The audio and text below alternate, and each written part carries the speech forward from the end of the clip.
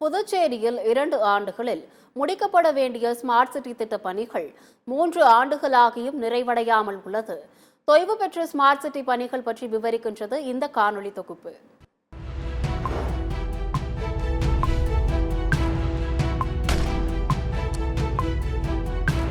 புதுச்சேரி நகரின் மையப்பகுதியில் இருப்பது அண்ணா திடல். இங்கு மினி விளையாட்டு அரங்கம் மற்றும் 200க்கும் மேற்பட்ட நகராட்சி கடைகளை கொண்ட குபேர் பஜார் இருந்தன. இந்த குபேர் பஜாரானது சென்னை பர்மா பஜார் போலவே அனைத்து வெளிநாட்டு பொருட்களும் எலக்ட்ரானிக் பொருட்களும் கிடைக்கும் வகையில் அமைந்திருந்தது.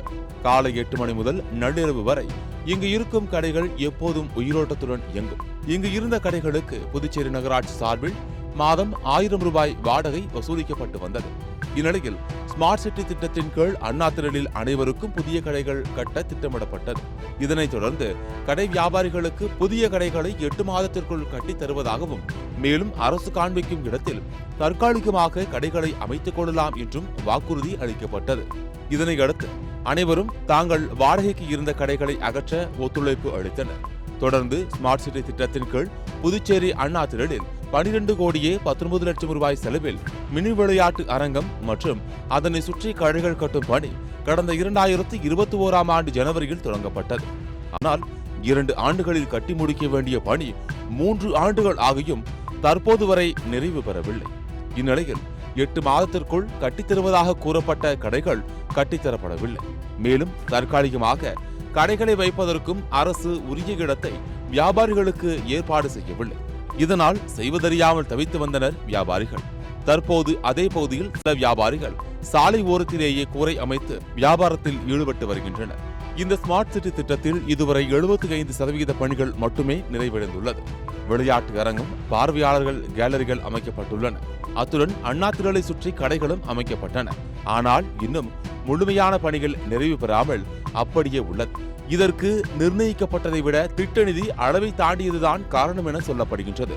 மேலும் இத்திட்டத்தில் பல மாறுதல்கள் தொடர்ந்து செய்யப்பட்டதன் காரணமாகவும் திட்டம் இன்னும் முழுமையடையாமல் காலதாமதமாகி வருவதாகவும் கூறப்பட்டது.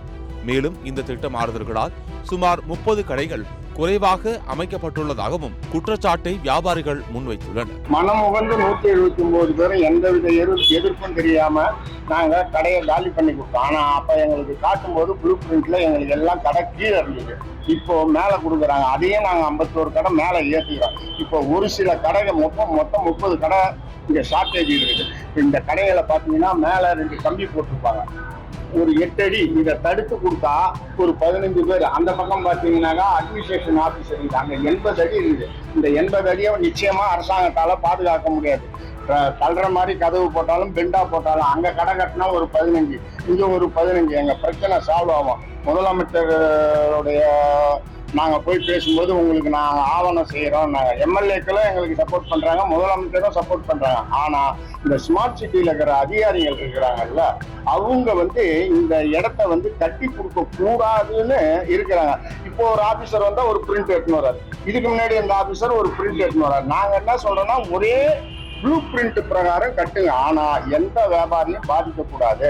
இங்க அண்ணா சாலையிலே கடை கட்டி கொடுக்கும்படி மிகவும் தாழ்வுடன் அரசாங்கத்தை கேட்டுக்கொள்கிறோம். இதனைத் தொடர்ந்து தற்போது கூடுதல் திட்ட நிதிக்கு அரசு ஒப்புதல் அளித்து 3 மாதத்திற்குள் விரைந்து முடிக்க வலியுறுத்தியதாக அரசு தரப்பில் தெரிவிக்கப்பட்டது. ஆனால் அரங்கத்தின் முகப்பு, மழைநீர் தேங்குவதற்கு தடுப்பு, வர்ணம் பூச்சு, மின்சார இணைப்பு பணி போன்ற முக்கிய பணிகள் நடைபெற வேண்டி உள்ளது.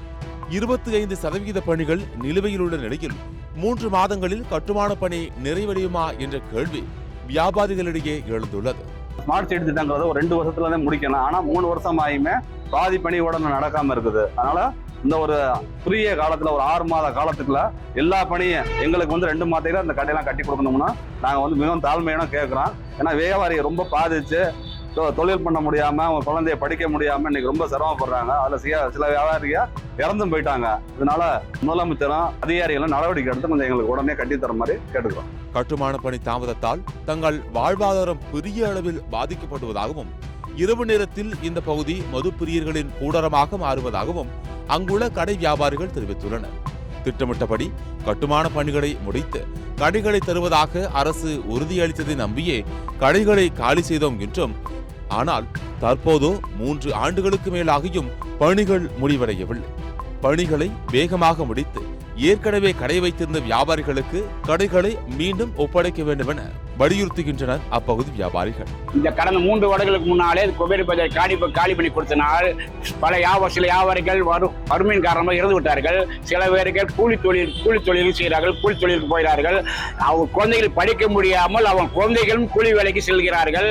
சில வியாபாரிகள் மழையிலும் வெயிலும் கடை போட்டு அவர் குடும்பத்தை காப்பாற்றி வருகிறார்கள். தயவு செய்து அருள் கூர்ந்து சிறியாவளுடைய வாழ்வில் விலக்கேற்றும்படி தரும்படி அரசாங்க அதிகாரிகளை கேட்டுக்கொள்கிறோம். சத்தியம் செய்திகளுக்காக புதுச்சேரி மாவட்ட செய்தியாளர் ஜெயக்குமாருடன் சத்தியம் செய்து கொள்ளும்.